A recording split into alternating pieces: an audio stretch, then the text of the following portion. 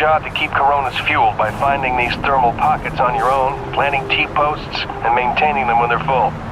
Harvest them regularly and you'll be raking in the credits in no time. Got it, boss? I think this work is just my speed.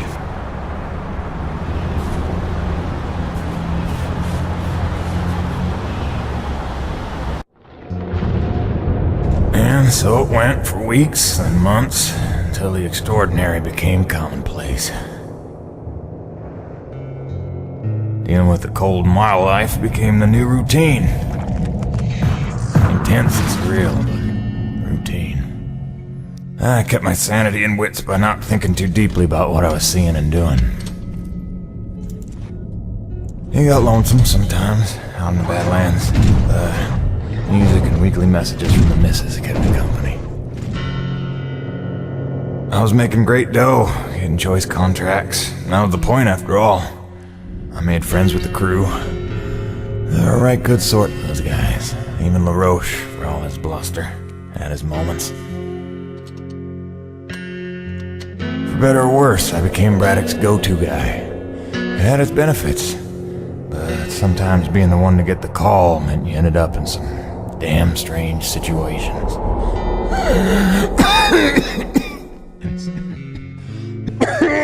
What's wrong?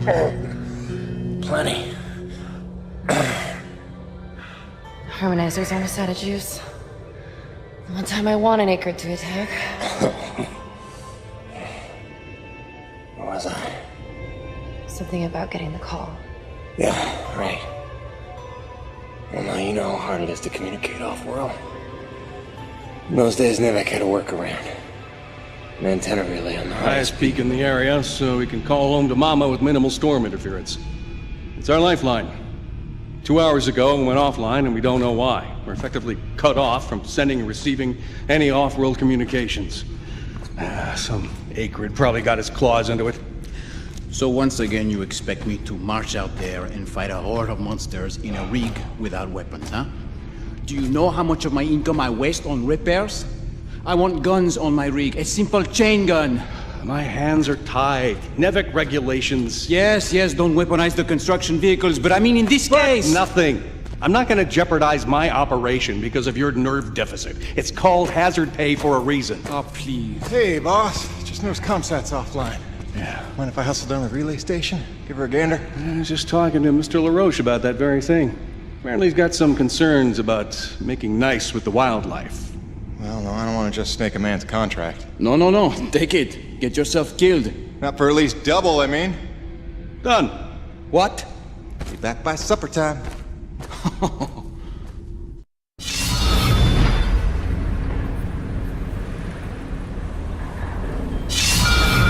Quartermaster Bowers would like to inform the crew that new stock from the latest supply drop is now available. Mr. Peyton, this is Dr. Kovac. Can you read me? Loud and clear, Doc. And I told you can call me Jim. As you like, Mr. Jim. I was hoping you could pay me a visit in my lab as your circumstances and logistics allow. Oh, and I believe I'm to mention that remuneration is involved. So you have a job for me? I believe I made that abundantly clear. Oh, abundantly. I'll drop by soon, Doc.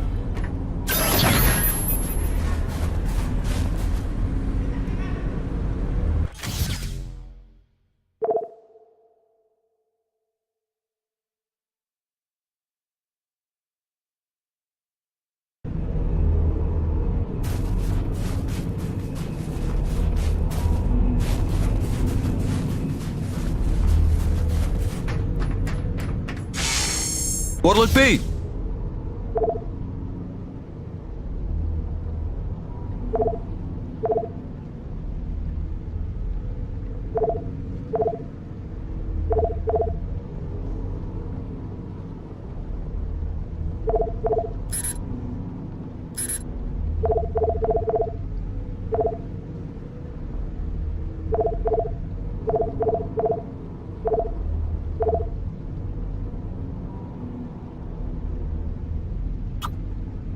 Oh, that's real pretty. Good range, good punch. That's a go-to gun right there. Good. That upgrade's a must in my book. The less you gotta reload, the better, eh?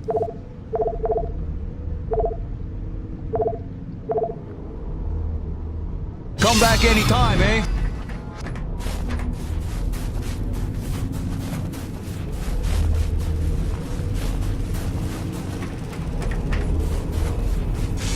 Cool. What do we get to do today?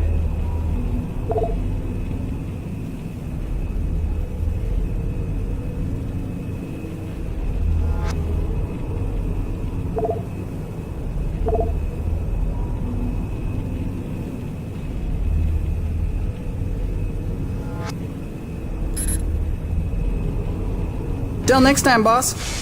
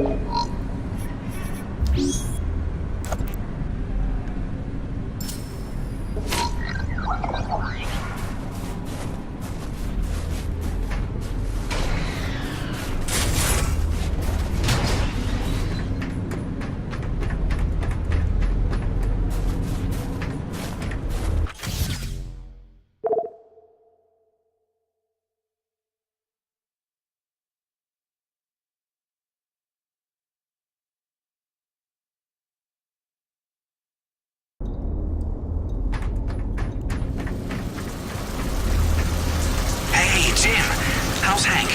Sprouting up like a beanstalk.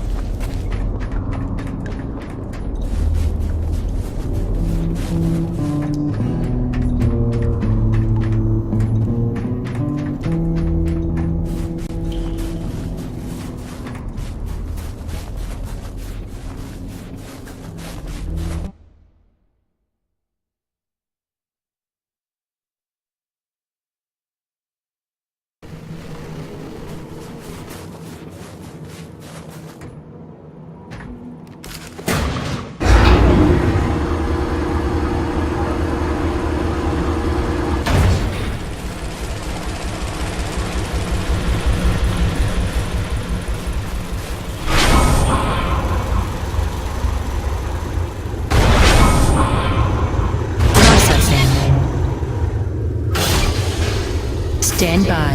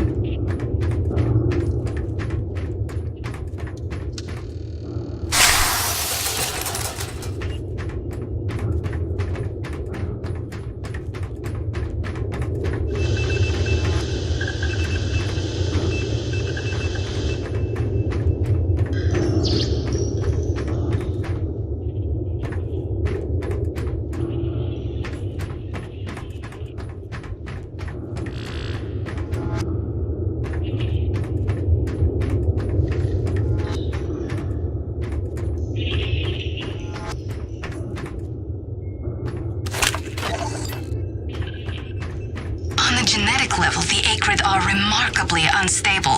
I can't find a record of a species on any documented world that has such a high rate of mutation. I'm sure the radioactivity level of their blood is no coincidence. Theoretically, if forced by circumstances to adapt for survival, it would only take a couple of generations for an acrid to evolve into a distinctly different form. Dr. Roman and I certainly had our issues, but I do wonder how she's doing out there. Living off North Base out in the white like a mountain man is a bit of an overreaction if you ask me, but she was never one for half measures.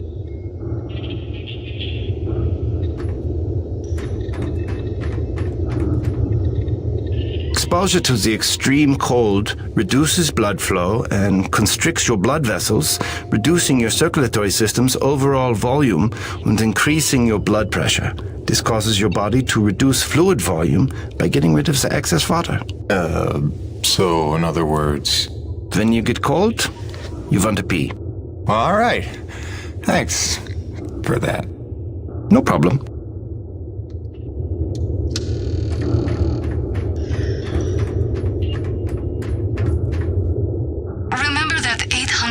Questionnaire we all had to fill out before we came to this planet? How the hell did Kovac pass the personality screening? He must have cheated, right? I mean, have you spoken to the man? Every time I look at that enormous head of his, I imagine a little alien inside operating at controls. Or maybe a super intelligent lab rat.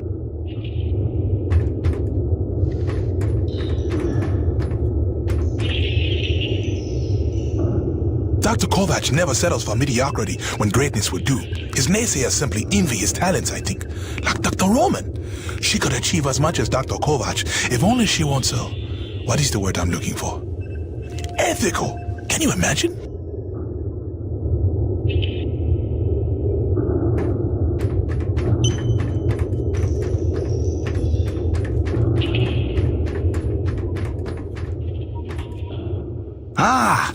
As you are undoubtedly aware, I've been tasked with rendering thermal energy a viable and cost-effective power source. Unfortunately, the T-energy from subterranean sources, while plentiful enough to run the Coronis installation, has a purity level entirely too weak for the audacious experiments we seek to conduct. So the stuff we drill out of the ground, not pure enough for science. If paraphrasing me is critical to your comprehension, then yes. Now listen, the acrid. There are wild variances in their impurity index. Some are promisingly pure, potentially pure enough for our purposes. I need a survey of local acrid, samples of their T-energy in the hopes that we can find one with a pure enough composition. So you want me to kill acrid, basically? Yes. I'm hoping to take advantage of your noteworthy efficiency as a killing machine. So, let us begin with the Sapaya, those wretched things that so bedeviled our arrival. If you could kill 20 or so and collect their T-energy samples, I should be able to extrapolate a purity index through vertical analysis of the... Kill 20 acrid, bring you the spill. That's the gig? All over it. Thanks, Doc. Let me update your map with the best place to look for them based on recent sightings and migration patterns. And if you'd kindly hold still, I'd like to equip a sniffer attachment to your suit's tank. It'll automatically gather samples of T-energy particulates in the air after you've made a kill, so you can just focus on the killing.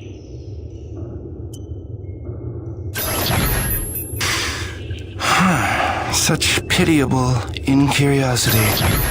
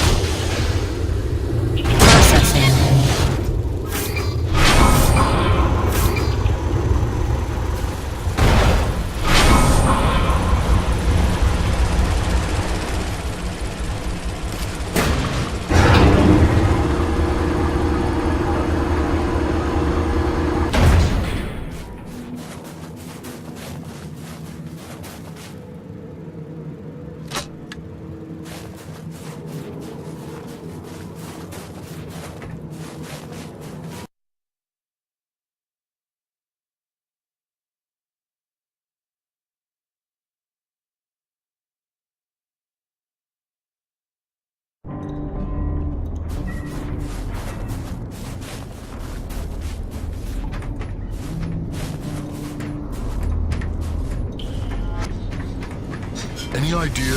Don't you forget to eat before you leave.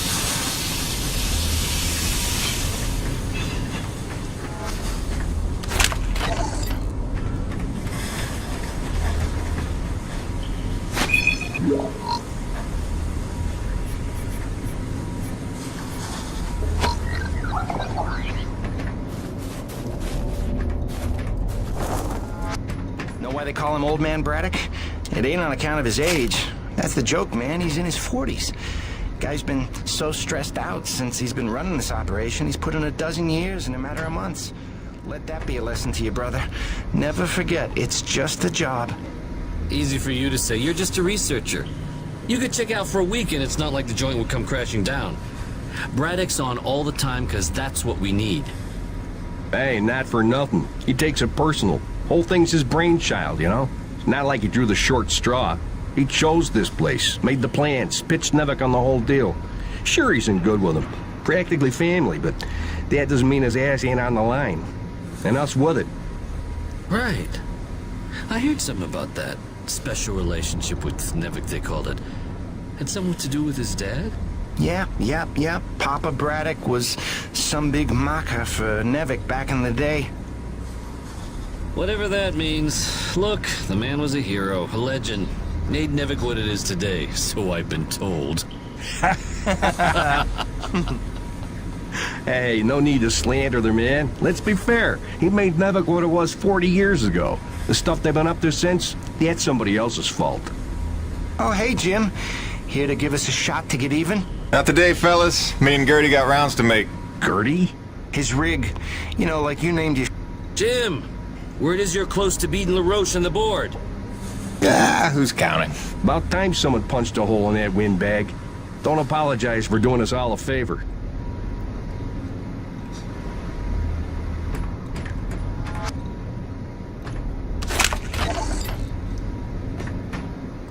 After months of rolling blackouts to fight record strains on the power grid, the president is attempting to tackle the national energy crisis head-on.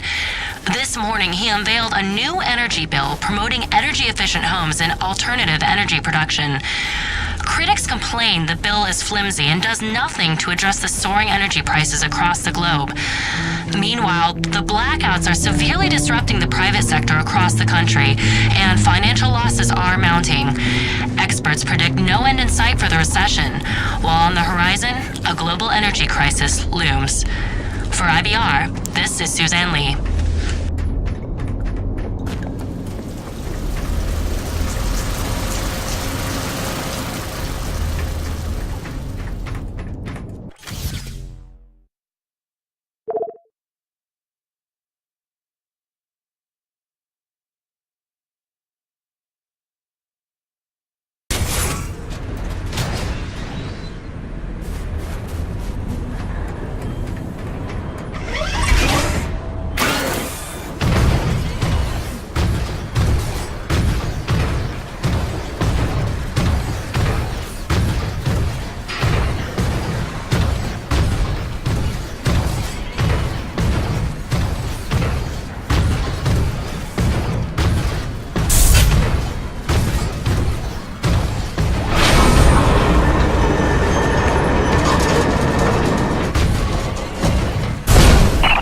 Jimmy, the science team cooked up a de-icing spray so your rig doesn't freeze with every bad storm.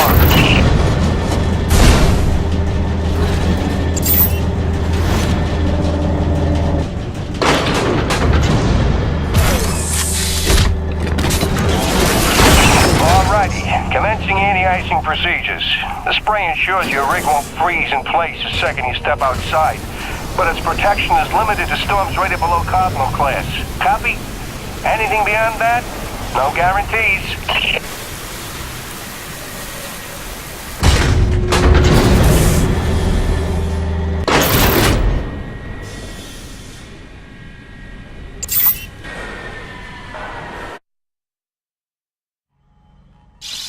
Hey baby, quick message, and not to worry you, but apparently I am slipping quietly out of my mind.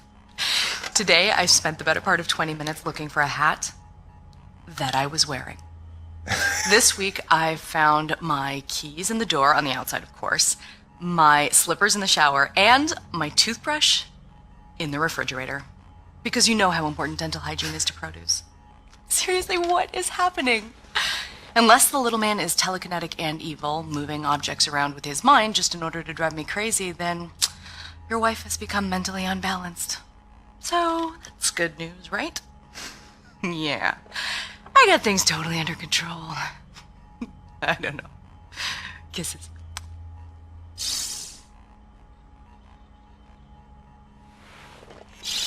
Hey, baby. Quick message, and, not to worry you, but apparently I am slipping quietly out of my mind. Today I spent the...